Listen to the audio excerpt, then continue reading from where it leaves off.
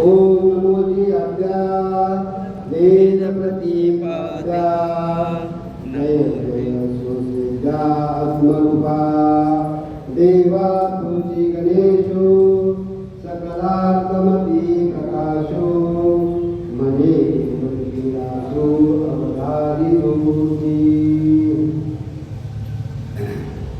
माऊली महावैष्णव ज्ञानोबा आपल्या या अलौकिक अशा ग्रंथराज ज्ञानेश्वरीमधून आपल्याला गणपती बाप्पाचं वर्णन या पहिल्या मंगलचरणामध्ये माऊली करत आहे. आणि आजच्या या प्रवचनरूपी सेवेसाठी निवडलेल्या किंवा पुढे घेतलेल्या या दोन ओव्या आहेत. या ओव्यांवरती आपल्याला जेवढं काही भगवंत सद्गुरू बाप्पा सुचवेल तेवढा आपण समोर मांडणार आहे. कारण हे माऊलींचं वाङ्मय आहे. त्यामुळं आपल्याला जेवढं झेपल तेवढं आपण मांडण्याचा प्रयत्न करणार आहोत. आजचा हा या ठिकाणी राजश्री शाहू मित्रमंडळ संचालित अष्टविनायक गणेश मंदिर शाहूनगर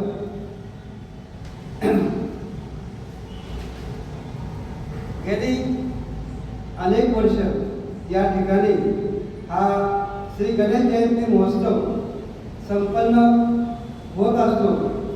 आणि 16/1/26 पासून या ठिकाणी हा कार्यक्रम चालू आहे. आणि आजचा हा 4थ्या दिवसाची सेवा माझ्याकडं या आयोजकाकडून आलेली आहे. तरी जे काही सद्गुरू सुचवतील ते आपण मर्यादित आपल्या वेळेमध्ये ही सेवा संपन्न करायची आहे. या ओवीमध्ये ओम नमोजी आद्या वेद प्रतिपाद्या जय जय सुस्वद्या आत्मरूपा देवा तूच गणेशू सकलार्थमती प्रकाशू म्हणे दुरुस्तीदासू अवधारी दोजी. म्हणजे या ठिकाणी श्री ज्ञानोबा आपल्या श्री गुरूंना महत्व देतात की हे वाङ्मय जे काही आहे ते तुमच्या कृपेने मी हे सांगणार आहे. आणि जी बुद्धीची देवता आहे गणेशची, ती बुद्धीची देवतेचं वर्णन माऊलीने केलेलं आहे. मग या ठिकाणी ज्ञानाने ज्ञानाची केलेली स्तुती आहे. म्हणजे जशी सूर्याने सूर्याला दिलेली मिठी तसं ज्ञानाने ज्ञानाचं केलेलं हे वर्णन आहे. म्हणून वर्णन कोणी करावे, वर्णनाचा जो काही विषय आहे तो वर्णन करत असताना वर्णन करणाऱ्याचा अधिकार जर उच्च कोटीचा असेल तर वर्णन करणाऱ्याचा अधिकार देखील तसाच असला पाहिजे. का तसा असला पाहिजे? कारण जर का एखाद्या मोठ्या व्यक्तीचं वर्णन करायचं म्हटलं तर त्यासाठी एक त्या योग्यतेचं जर का वर्णन करणार असेल तर त्या वर्णनाला एक महत्त्व येतं. तसंच या जी काही बुद्धीची देवता आहे गणेशजी, त्यांचं वर्णन कोण करत आहे तर माऊली महावैष्णव ज्ञानोबा आहे. आणि माऊली महावैष्णव ज्ञानोबा आहे हे मूर्तिमंत ज्ञान आहे. हो, कारण महाविष्णूचा अवतार सखा माझा ज्ञानेश्वर. महाविष्णूचा अवतार म्हणजेच ज्ञानोबा आहे. आणि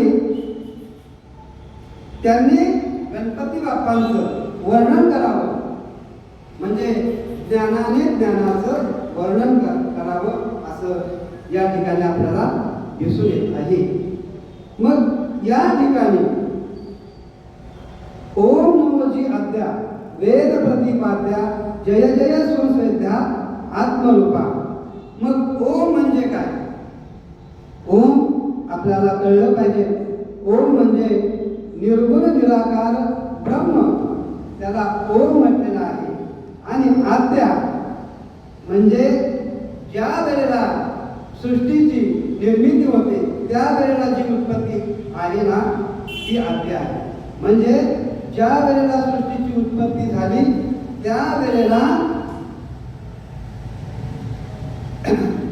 हे निर्गुण निराकार तत्व त्यांनी ही सृष्टीची उत्पत्ती केलेली आहे. परंतु ती उत्पत्ती करत असताना कशी केली तर त्याने सगुण साकार रूप सगुण निराकार रूप धारण केलं, मायेची उत्पत्ती केली आणि या मायेच्या अंगीकार करून या जगताची उत्पत्ती केलेली आहे. म्हणून ओम हे निर्गुण निराकार तत्व आहे आणि त्या ओमला आपल्याला जाणायचं आहे. आणि एकदा का ओमला आपण जाणलं तर आपण कोण आहोत हे आपल्याला कळल्याशिवाय राहणार नाही. कारण जय जय स्वस्वेद्या आत्मरूपा म्हणजे आत्मरूप हे आपलं काय आहे हे आपल्याला कळून घेतलं पाहिजे.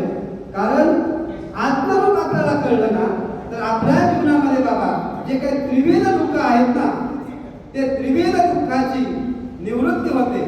तर त्रिविध दुःख कोणते तर आध्यात्मिक दुःख, आदिदैविक दुःख आणि आदिभौतिक दुःख. या तिन्ही दुःखामध्ये जे जे काही आपल्याला दुःख आहेत ते सर्व या तिन्ही दुःखामध्ये त्रिविध दुःखामध्ये येत असतात. रोग विषाद जे काही दुःख आहे, त्यानंतर काही आपल्याला असे दुःख आहेत की दुसऱ्यापासून आपल्याला त्रास जाणवतो तेही दुःख आहे.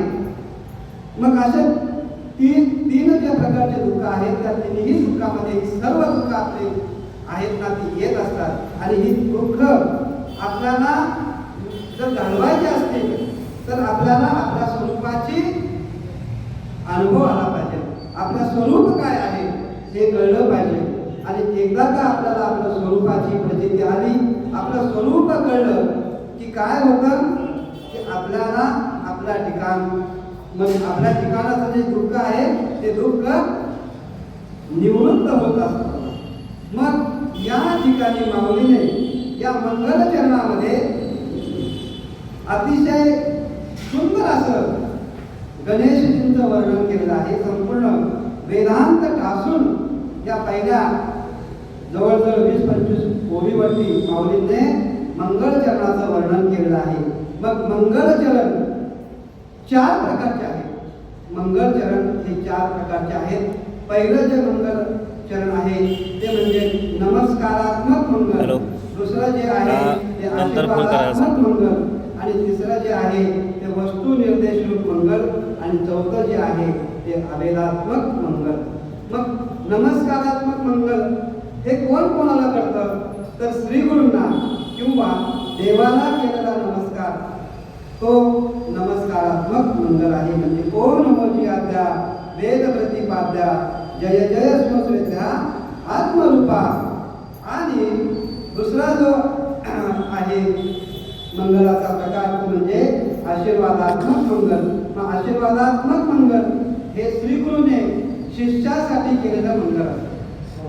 आणि शिष्यासाठी केलेलं मंगल काय आहे तर स्वस्ती श्री वटेषु लकोनी जगदा भासु दादी मग राजू प्रगटना करी.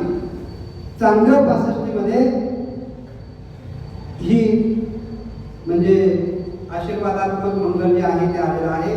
आणि तिसरं जे आहे ते म्हणजे वस्तू निर्देशरूप मंगल. वस्तू म्हणजे ब्रह्म आणि त्यामध्ये 3 प्रकार आहेत. एक म्हणजे निर्गुण निराकार, दुसरा आहे ते निर्गुण साकार आणि तिसरा आहे ते सगुण साकार. मग हे वस्तू निर्देशरूप मंगल आहे. आणि चौथं जे आहे ते अभेदात्मक मंगल. विचारसागरमध्ये असं आलेलं आहे की ते मीच आहे आपलं काम तरी नमन कोणा करावी म्या. म्हणजे अभेदात्मक मंगल म्हणजे एकदा का आपल्याला आपल्या स्वरूपाची माहिती स्वरूप कळलं की मग नमस्कार कोणी कोणाला करायचा.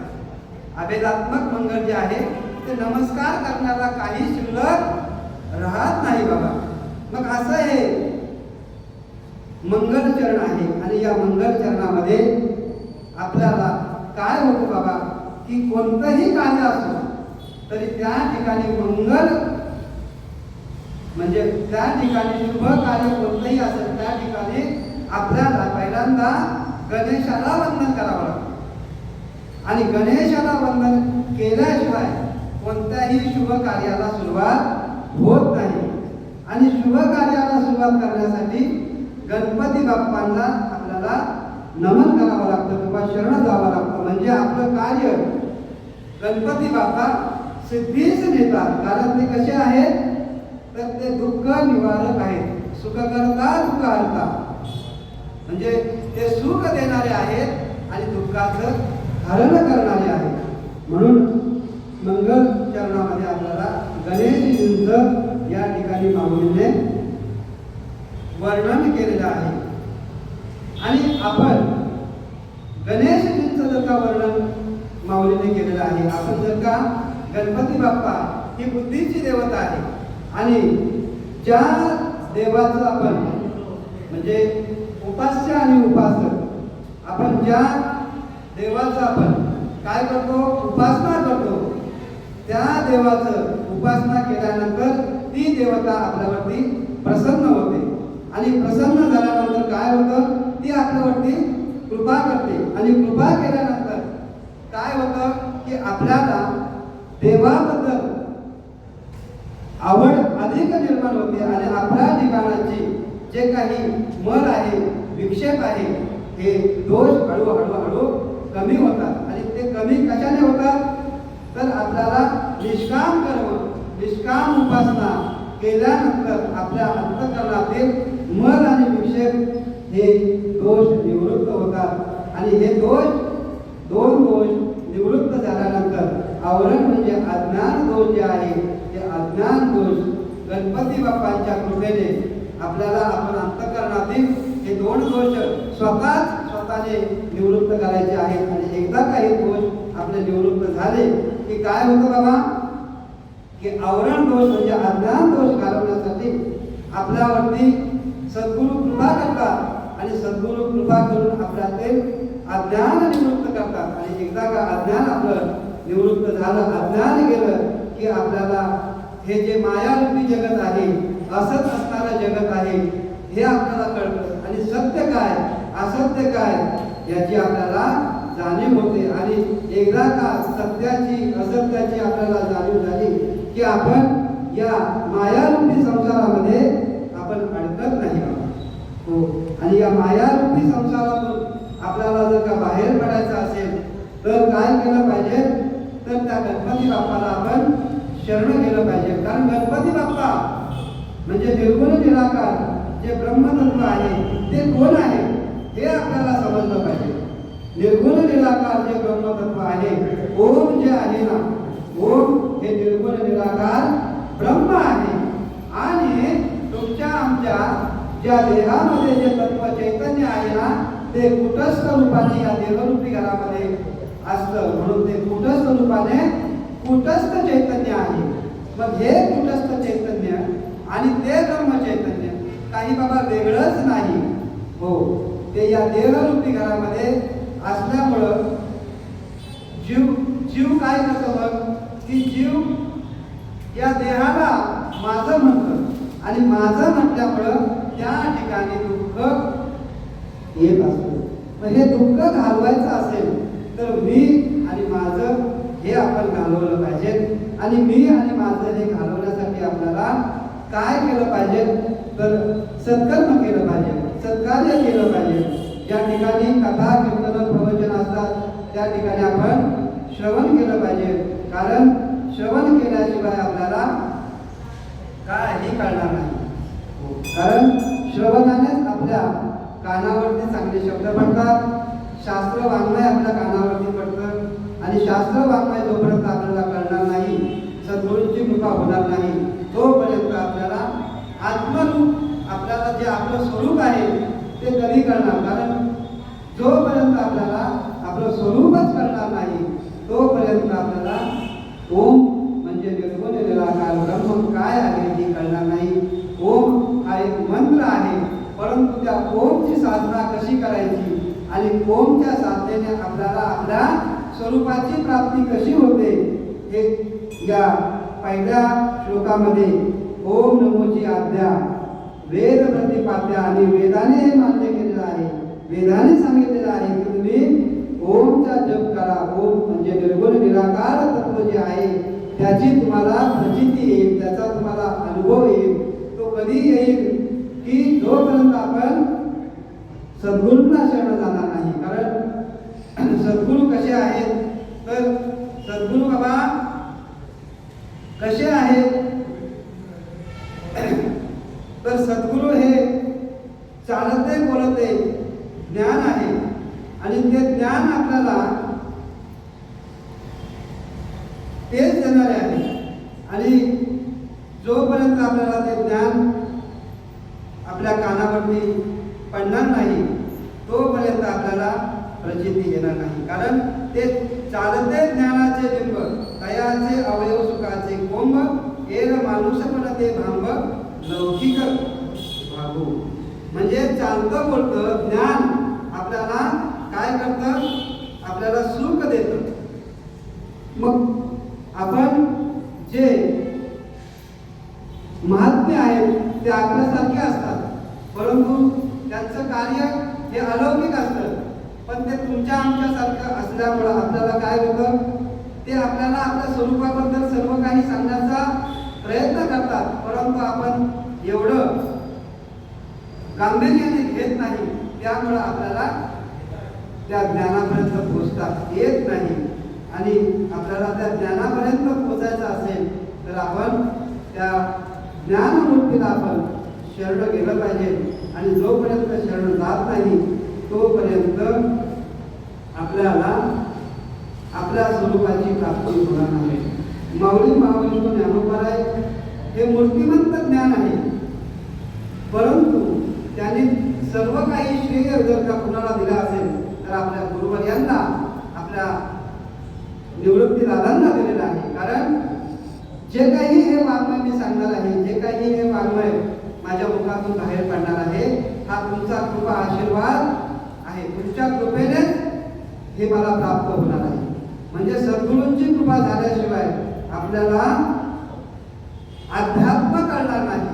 अध्यात्म जर आपल्याला कळणार नाही तर आपल्याला जो हा मनुष्य देह मिळालेला आहे ना तो सार्थकी लागणार नाही. कारण याच देहामध्ये आपल्याला भजन करायचं आहे, याच देहामध्ये आपल्याला काय करायचं आहे, प्रवचन कीर्तन श्रवण करायचे आहे. अन्य कोणत्याही आपण जन्मामध्ये गेलो तर आपण पंढरपूरला जाऊ शकणार नाही, आपण आळंदीला जाऊ शकणार नाही, आपण पैठणला जाऊ शकणार नाही, आपण कोणत्याही यात्रेला जाऊ शकणार नाही, कोणत्याही तीर्थयात्रेला सुद्धा जाता येणार नाही. फक्त मनुष्य देहामध्ये आपल्याला तीर्थयात्रा, आपल्याला भगवंताचं भजन हे करता येतं. आणि हे भजन फक्त मनुष्य देहामध्ये आपल्याला करायचं आहे. मग आपल्याला असा अनमोल असा हा नरदेह मिळालेला आहे. बरं, हा अनमोल नरदेह हा सहजासहजी मिळालेला आहे का तर नाही. कारण पाप आणि पुण्य ज्या वेळेला समान होतं त्या वेळेला आपल्याला हा मनुष्य देह मिळतो. कारण पाप जर का अधिक असेल तर अधम योनीमध्ये आपल्याला जावं लागतं आणि पुण्य अधिक असेल तर देव योनीमध्ये आपल्याला जावं लागतं. पाप पुण्य समान असेल तर पाप पुण्य करून येतो नरदेहा आणि नरदेहा येऊन अधिक केली. म्हणजे या नरदेहामध्ये येऊन आपल्याला काय करायचं आहे तर आपल्यावरती जी जबाबदारी आहे ती आपण आपली पार पाडायची आहे. संसार सोडून आपल्याला माऊलीने किंवा संतांनी सांगितलं नाही की तुम्ही भजन करा, कीर्तन करा, यात्रा करा, दान धर्म करा. आपला संसार सांभाळून आपल्याला ज्या ठिकाणी काही योगदान देता येईल तो देण्याचा प्रयत्न आपण केला पाहिजे. ज्या ठिकाणी अन्नदान आहे त्या ठिकाणी आपल्या यथाशक्तीप्रमाणे अन्नदान आपण तिथं आपलं योगदान दिलं पाहिजे. ज्या ठिकाणी आपल्याला काहीच करता येत नाही तर त्या ठिकाणी आपण काय केलं पाहिजे, साफसफाई केली पाहिजे. ते सुद्धा आपलं एक सत्कर्मामध्ये आपल्याला त्याची पुण्य आपल्याला मिळत असतं. आपल्या यथाशक्तीप्रमाणे आपल्याला ज्या ठिकाणी सत्कर्म सत्कार्य करता येईल ते आपण केलं पाहिजे. आणि ते केल्यानंतर आपल्याला आपल्या जीवनाचं सार्थक होत असतं. कारण हा मनुष्य देह आपण कधीपासून आपण या जन्ममृत्यूच्या चक्रामध्ये फिरत आहोत, तर अनादी कालापासून. ज्या दिवशी या सृष्टीची उत्पत्ती झालेली आहे ना, त्या दिवसापासून आपण या मृत्यू चक्रामध्ये आहोत.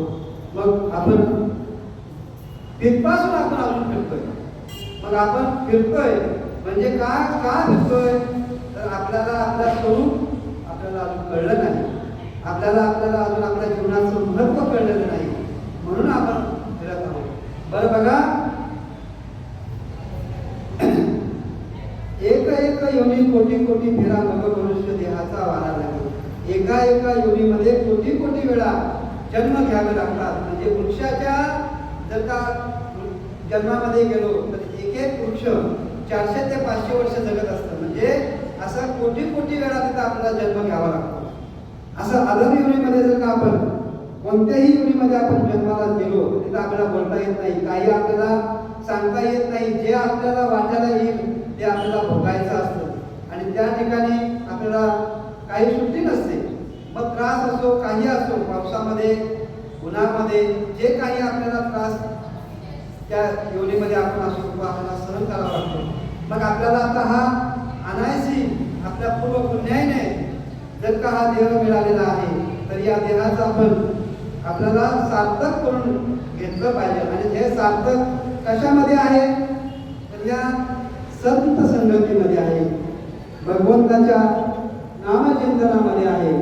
मागाशी आल्या बाबांची भेट झाली, ते बाबा तिकडे बसले. अजून एक बाबा मला वाटतं बाहेर ते गेलेले आहे.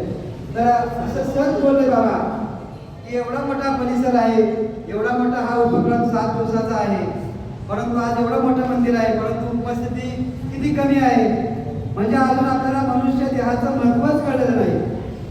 कारण देहाचं महत्त्व कळलं असतं तर आज तिथं बसायला जागा नसते.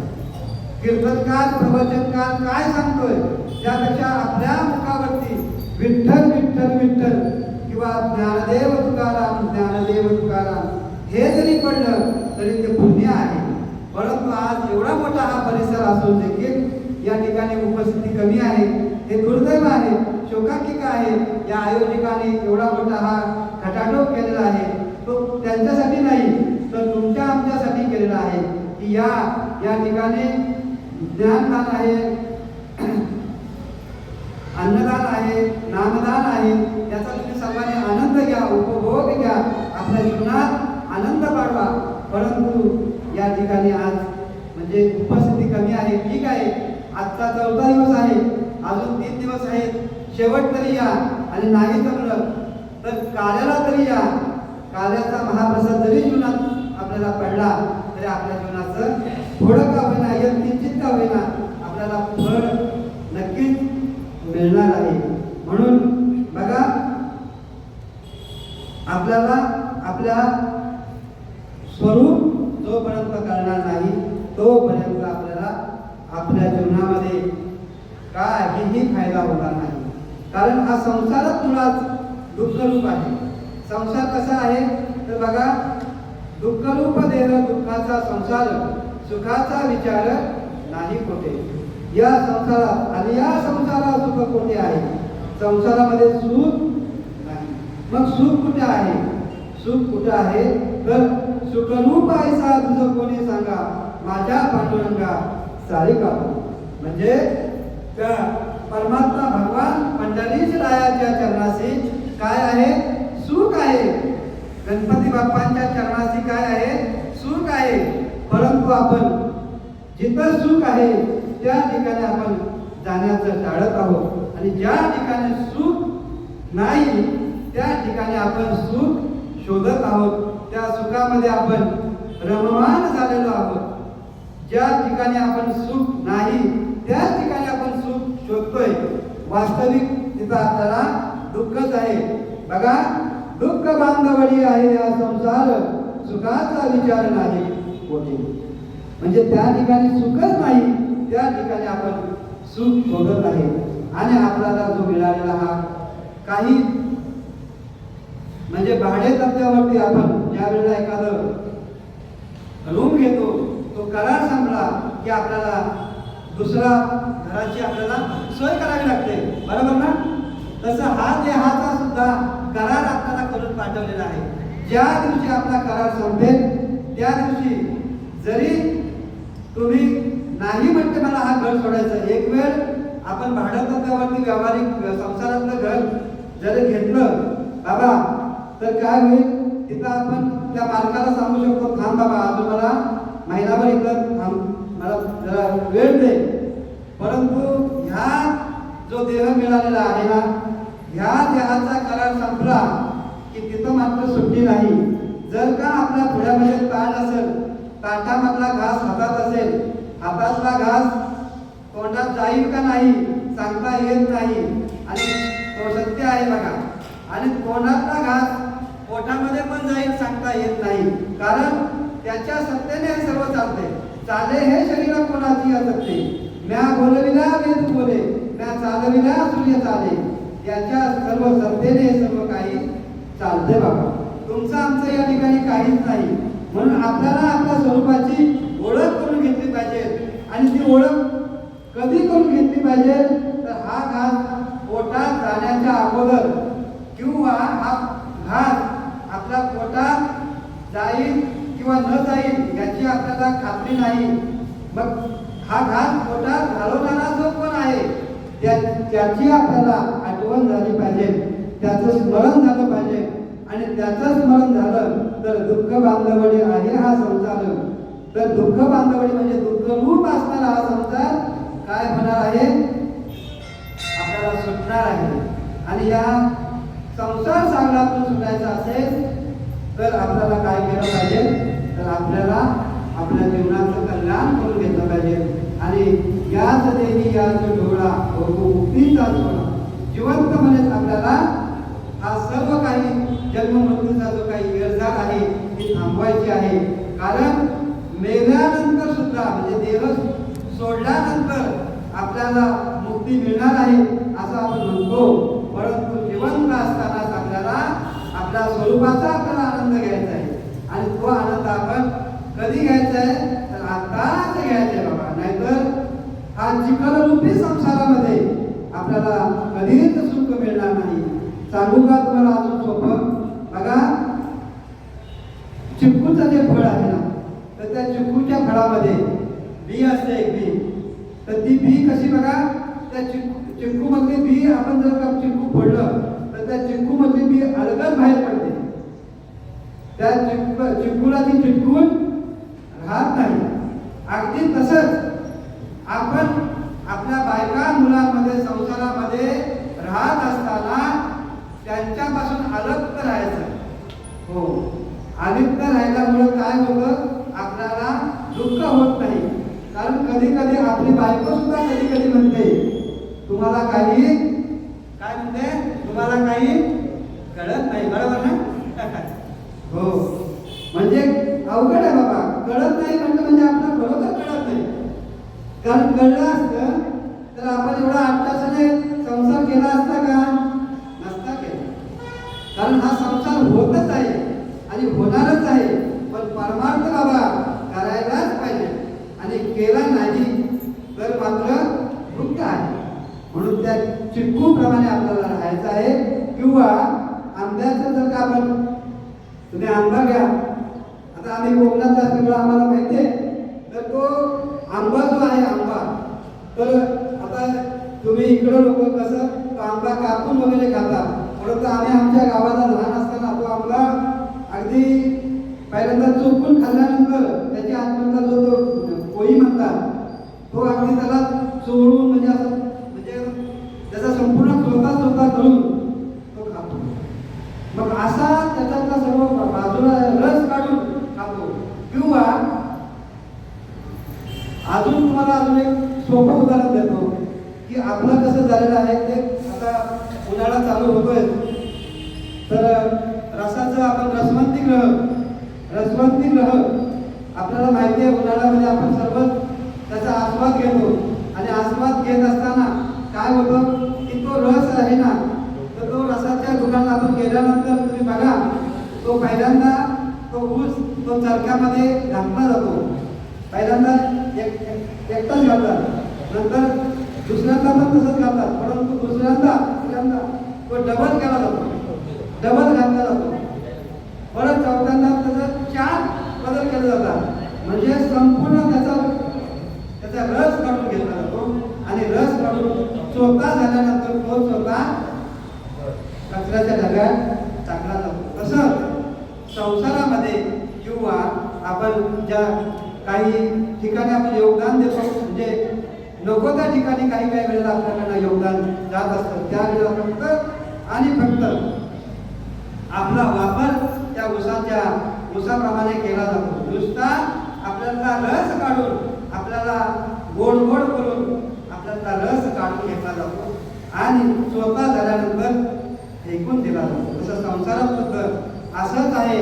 आपण ज्या मुलांसाठी ज्या नातवंडांसाठी कळत असतो ना, तर एक दिवस आपल्याला तेच विचारत नाही, त्यांच्यासाठी आपण रात्रंदिवस कष्ट करतो. रात्रंदिवस पोटाला चिमटा काढून आपण सर्व काही एक एक पैसा गोळा करतो आणि आपल्याला शेवट मात्र त्याचा असा होतो की तीच मुलं आपल्याला विचारत नाही. कारण विचारलं असतं तर आज आपण भारतीय संस्कृतीमध्ये आपण वापरतोय, आपण भारतीय संस्कृतीमध्ये वापरतोय, आपल्याला संस्कार आहेत. परंतु दुर्दैव आहे, जसं तो रस काढला जातो ऊसाचा, तसाच आपल्या जीवनामध्ये शेवट फेकून दिलं जातं. आणि फेकून जर दिलं नसतं तर आज एवढे अनाथ आश्रम आपल्याला पाहायला मिळाले असते का? नसते मिळाले. म्हणजे दुर्दैव आहे. आपण या ज्ञानोबा तुकोबारायांच्या महाराष्ट्र भूमीमध्ये, छत्रपतींच्या भूमीमध्ये आपण आज वावरतोय. आज छत्रपतींच्या भूमीमध्ये वावरत असताना आज आपल्या मायमाऊली म्हणजे त्यांना सुद्धा त्रास आहे, ते आपण निर्भीडपणाने वावरतात का? नाही वावरत. कारण का? आपली संस्कृती रासत चाललेली आहे. मग ही संस्कृती टिकावी असं वाटत असेल तर आपल्याला शास्त्र वाङ्मय समजलं पाहिजे, शास्त्र वाङ्मयाचं श्रवण केलं पाहिजे. शास्त्र वाङ्मय समजून आपल्याला आपल्या या देहाचं यथार्थ असं आपलं कल्याण करून घेतलं पाहिजे. आणि हे यथार्थ कल्याण करून घ्यायचं असेल तर जी काही बुद्धीची देवता आहे तिला आपण शरण केलं पाहिजे. कारण जोपर्यंत आपण शरण जाणार नाही तोपर्यंत आपल्याला आपल्या जीवनाचं कल्याण होणार नाही. आणि आज या गणेश जयंतीच्या उत्सवानिमित्ताने हा जो काही नामयज्ञ चालू आहे, उत्सव चालू आहे. गणेश जयंती आता येत्या 22 तारखेला आहे. गणपती बाप्पांचा जयंती म्हणजे जन्मोत्सव आहे आणि गणपती बाप्पांचा जन्मोत्सव हा होणार आहे. म्हणजे या संपूर्ण सृष्टीमध्ये एक चैतन्य निर्माण होत असतं. कारण धर्मरक्षावया अवतार घेशी आपुल्या पाडसी भक्तजना, भक्तांचं रक्षण करण्यासाठी भगवंत अवतार घेत असतो. रामकृष्ण ही जी काही अवतार आहेत ती ज्या ज्या वेळेला धर्मावरती संकट येतं त्यावेळेला रामकृष्ण हे अवतार त्यांनी घेऊन भक्तांचं रक्षण केलेलं आहे आणि दुर्जनांचा नाश केलेला आहे. यदा यदा ही धर्मस्य ग्लानिर्भवति भारत. हो, आणि अशा पद्धतीने गणेश जयंती म्हणजे गणपतीचा जन्म होणार आहे. मग गणपतीचा जन्म हा फक्त ज्ञान देण्यासाठी, बुद्धी देण्यासाठी आणि आपल्या भक्तांचं कल्याण करण्यासाठी आहे. मग आपण त्या गणपती हे काय आहे? आराध्य दैवत आहे आणि गणपती बाप्पाला अग्रपूजेचा मान आहे. आणि गणपती बाप्पाला जर अग्रपूजेचा मान आहे असं तुम्ही म्हणत असाल, गणपती बाप्पाला मिस्त्री साहेब, गणपती बाप्पा आपण आपल्या कोकणामध्ये फार मोठा उत्सव आहे. गणपतीला आपण पहिल्यांदा मान देतो का नाही? मिस्त्री, गणपतीला आपण पहिला मान देतो, बरोबर ना? म्हणजे मग आता या ठिकाणी मला असं म्हणायचं आहे की गणपतीला आपण अग्रपूजेचा मान देतोय. मग गणपती बाप्पा शंकर पार्वतीच्या लग्नामध्ये कसे काय सांगा बरं, सांगा. म्हणजे आहे ना, प्रश्न आहे का नाही? उपस्थित होऊ शकतो. मग बघा, गणपती बाप्पा म्हणजे गणपती कोण आहे हे आपल्याला समजलं पाहिजे. तर गणपती म्हणजे ओम. ओम म्हणजे निर्गुण निराकार. ओम म्हणजे पूर्ण. जे पूर्ण आहे, आकार चरण युगल, उकार उदार विशाल, मकर महामंडळ मस्तकाकारे. म्हणजे या ठिकाणी वर्णन आलेलं आहे. माऊलीने संपूर्ण या ठिकाणी वर्णन गणपती बाप्पाचं केलेलं आहे की गणपती बाप्पांचं वर्णन इतकं सुंदर केलं आहे की गणपती म्हणजे काय, तर गण म्हणजे देव आणि पती म्हणजे जे काही देवाचा प्रमुख आहे तो पती आहे. म्हणून जे काही 33 कोटी देव आहेत त्या गणपतींचा गणपती बाप्पा काय आहे, अध्यक्ष आहे म्हणजे प्रमुख आहे. मग आपण या ओमचं ध्यान केलं तर आपल्याला काय होतं, पुण्य मिळतं. ओमचा आपण जप केला तर काय होतं, आद्य जो गणपती बाप्पा आहे तो आपल्यावरती कृपा करतो आणि कृपा करून काय करतो की आपल्याला बुद्धी देतो बाबा. मग गणपती बाप्पा हे काय आहे तर बघा,